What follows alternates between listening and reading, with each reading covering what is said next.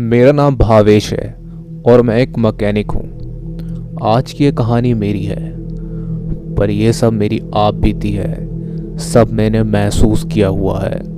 दोस्तों, दुनिया में हर वक्त हमारे आसपास कई सारी अजीब चीज़ें होती है, पर कभी कभी हम हर एक चीज़ को समझ नहीं पाते हैं, उसे मामूली समझकर नज़रअंदाज कर देते हैं। जैसे मैं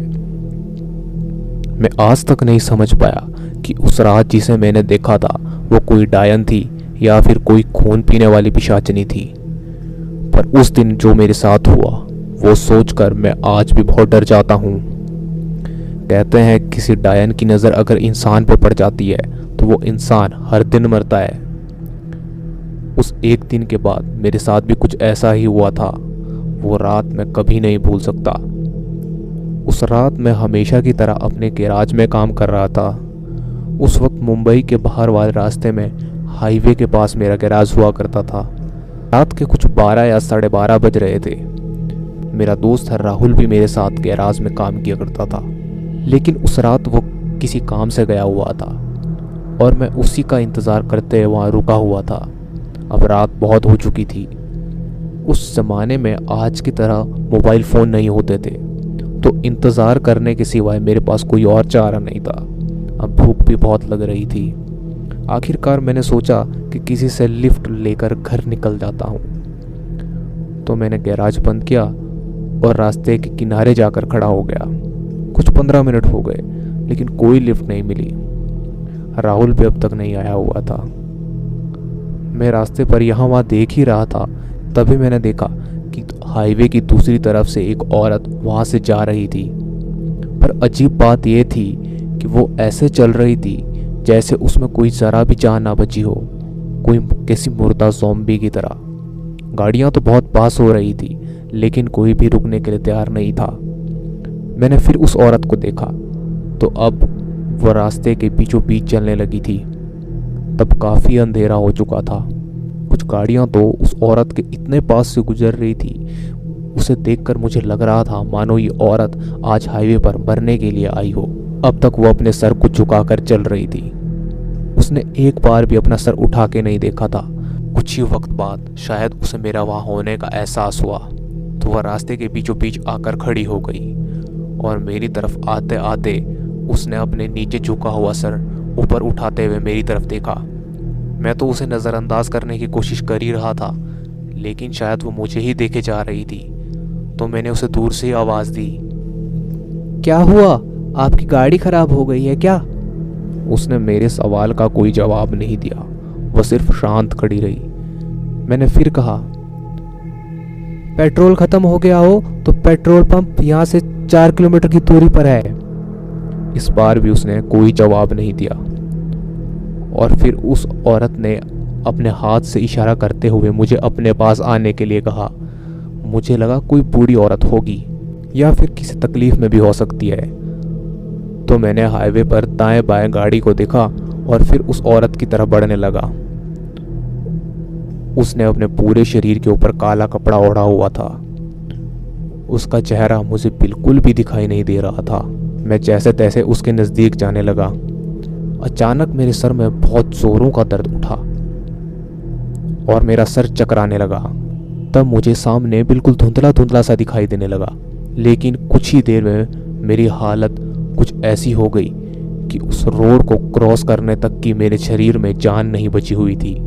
तो मैं अपनी जगह खड़ा हो गया। पता नहीं मुझे क्या हो गया था, पर मैंने महसूस किया जैसे वो औरत बिल्कुल मेरे पास खड़ी हो। उसकी सांसों को मैं अपने चेहरे पर महसूस कर पा रहा था।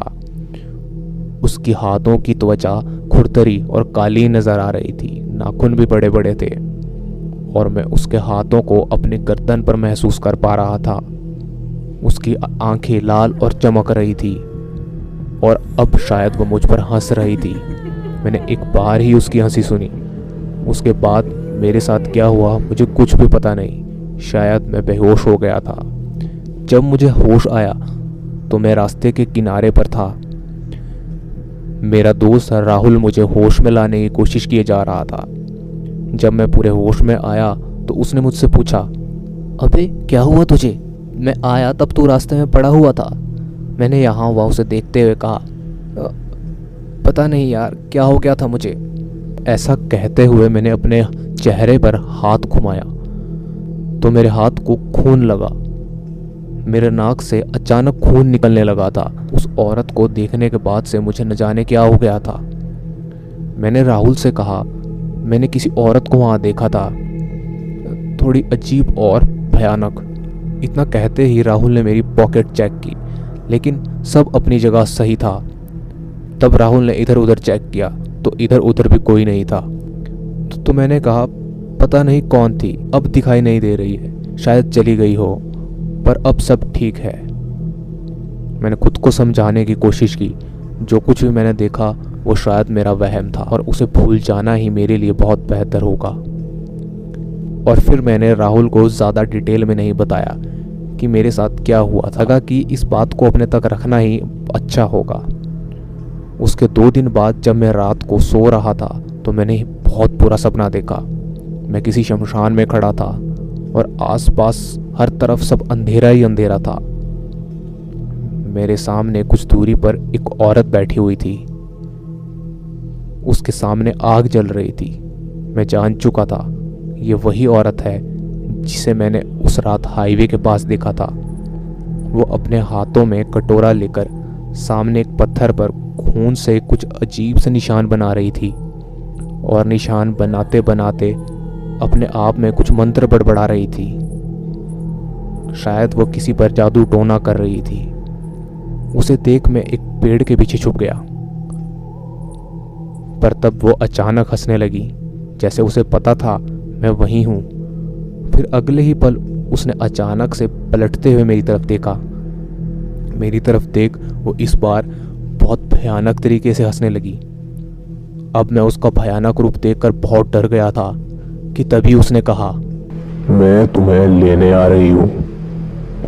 उसकी आवाज़ सुनते ही मेरे रोंगटे खड़े हो गए। मैं एकदम झटके से नींद से जाग उठा। यह एक बहुत बुरा सपना था। मैंने देखा मैं पसीना पसीना हो चुका हूँ, पर मुझे अब भी एहसास हो रहा था जैसा कोई मेरे कमरे में है। मैं अंदर से बहुत बुरी तरह से कांप रहा था। मेरे कमरे में उस वक्त कोई था जो शायद मुझ पर नज़र रख रहा था। तभी मेरा दोस्त वहाँ आया। क्या हुआ भावेश, तू इतना कांप क्यों रहा है? उसने झट से लाइट चालू की।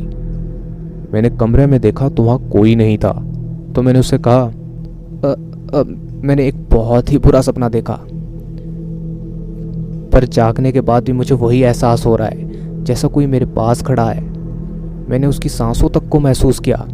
तो दोस्त ने कहा, अरे यहाँ तेरे और मेरे सिवा कोई नहीं है, तुझे वहम हुआ होगा। हाँ चल अब सो जा। मुझे मेरे अपने घर में भी डर लगने लगा था। न जाने मुझे उस वक्त ऐसा लगने लगा कि सच में कोई मुझे लेने आ रहा है। वो औरत, कोई पिशाच, कोई चुड़ैल या फिर डायन। मैं उस औरत और इस सपने का संबंध लगाने की कोशिश कर रहा था, पर मुझे तो कुछ समझ नहीं आ रहा था कि मेरे ही साथ क्यों हो रहा है।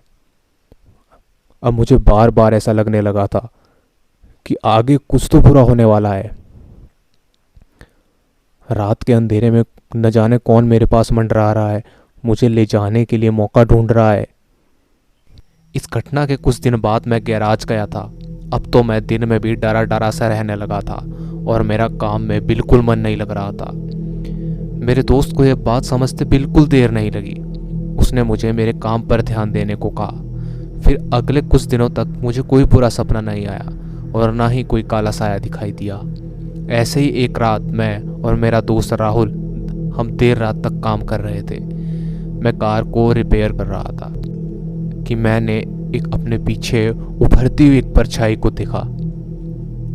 मैंने झट से पीछे मुड़कर देखा, पर मेरे पीछे कोई नहीं था। मेरा दोस्त मेरे पास ही खड़ा था।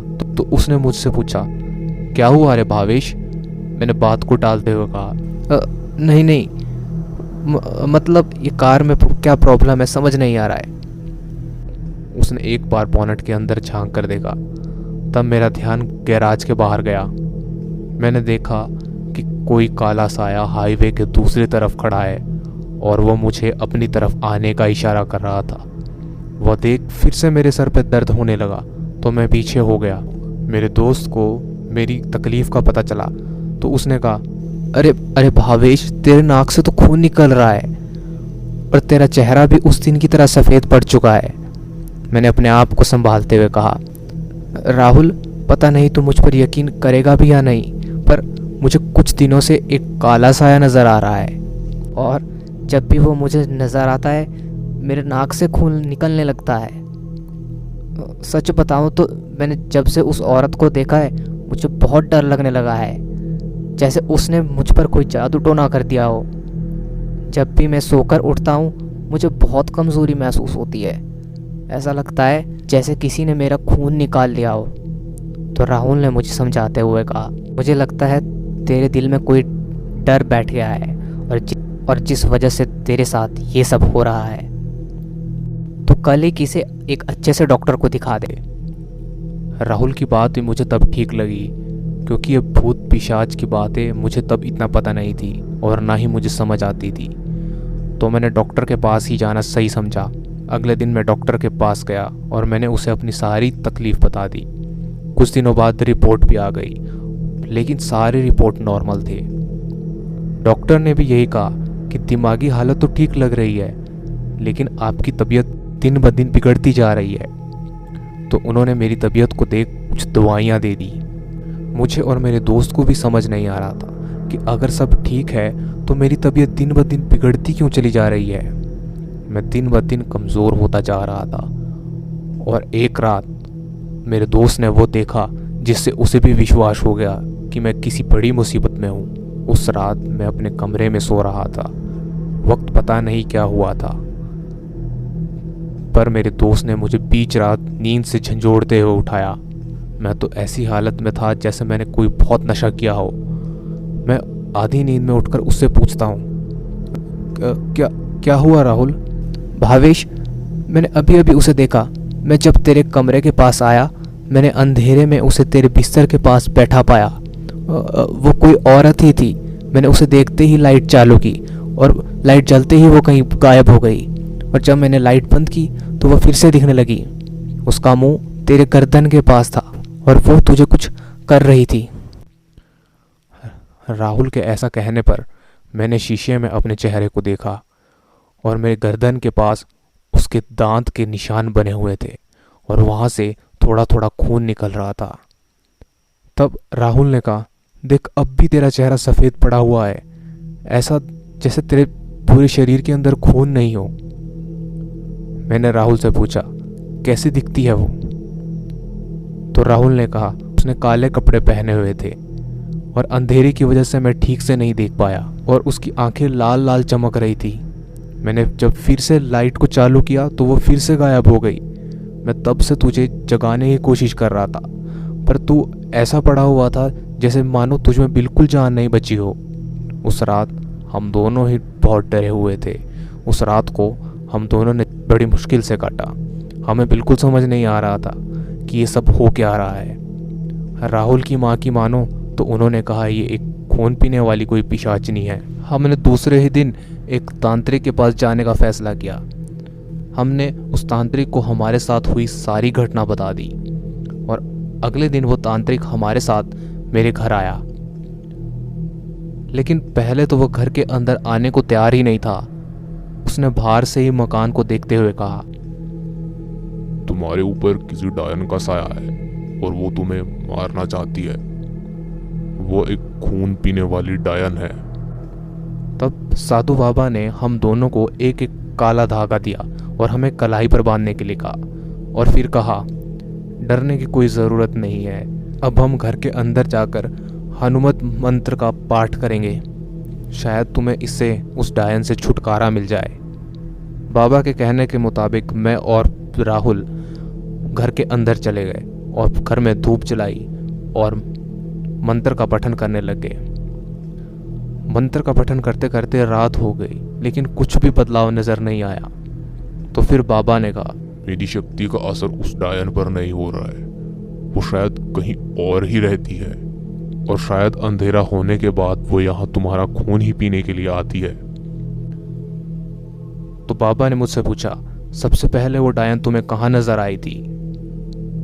मैंने कहा, मेरे गैराज के सामने हाईवे के पास मैंने उसे पहले देखा था। मैंने पूछा, वहाँ कोई शमशान वगैरह है? मुझे वहाँ का इतना पता नहीं था, लेकिन तब राहुल ने आगे आते हुए कहा, हाँ हाँ बाबा, हमारे गैराज से आगे लगभग 1 किलोमीटर आगे एक शमशान है और वो तो बहुत पुराना है और शायद अब बंद पड़ चुका है। बाबा ने हमें उस शमशान के पास ले जाने को कहा। शमशान के पास पहुंचते पहुंचते हमें वहाँ अंधेरा हो गया था, पर जैसे ही हम शमशान के पास पहुँचे, अचानक मेरे नाक और मुंह से खून निकलने लगा था। अब मुझे यकीन हुआ कि मुझे जो भी तकलीफ़ हो रही थी उसका ताल्लुक इस शमशान से है। तो बाबा ने कहा, तुम्हारा चेहरा सफ़ेद पड़ता चला जा रहा है और तुम्हारे नाक से ये निकलता हुआ खून इस बात का सबूत है कि वो डायन यहीं कहीं है।